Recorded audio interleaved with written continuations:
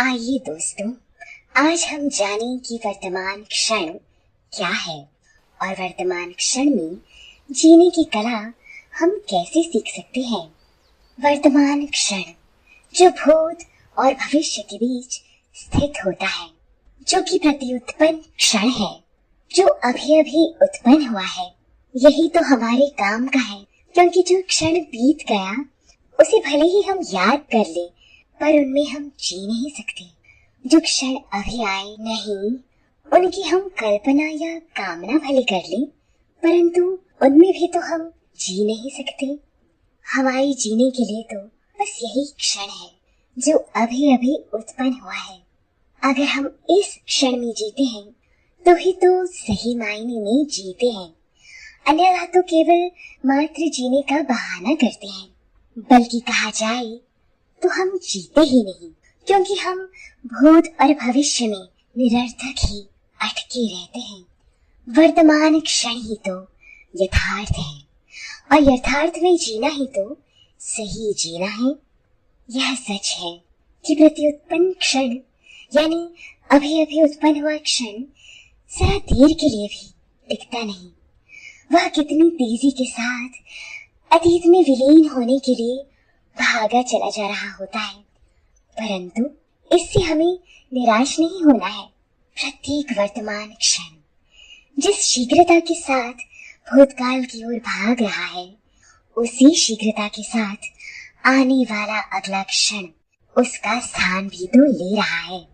इस प्रकार वर्तमान क्षण के अस्तित्व का क्रम बना रहता है। जिस द्रुत गति से वर्तमान क्षण उदय होता है, उसी द्रुत गति से अगले क्षण के साथ लय भी हो जाता है। उदय और लय इन दोनों के बीच जरा सा भी अंतराल नहीं रहता, और ऐसे ही अगले क्षण से जुड़ते चले जाने के कारण इस क्षण के अस्तित्व का क्रम अनंत हो जाता है। इसलिए कह सकते हैं कि इस अल्पजीवी लघुत्तम क्षण में जीना आ जाए तो अनंत में जीना आ जाए, अक्षय में जीना आ जाए। इस नन्हे से क्षण में जीने की कला हासिल करने के लिए ही ध्यान साधना आवश्यक है, जिसमें कि हम इस क्षण उत्पन्न होने वाली स्थिति को बिना भूत और भविष्य के साथ जुड़े हुए उसे यथार्थ स्वरूप में देख सकने का अभ्यास करते हैं। हमारा यह अभ्यास अभी प्रारंभिक ही होगा, जिसमें हम वर्तमान की सीमा को लघुत्तम बनाने का प्रयास कर सकते हैं।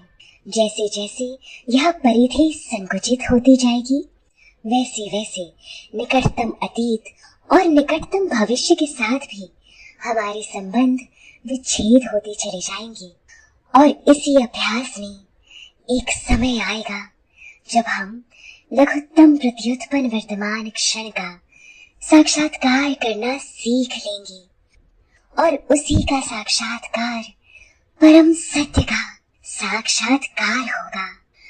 तभी हम सही मायने में वर्तमान के सुख का अनुभव कर पाएंगे।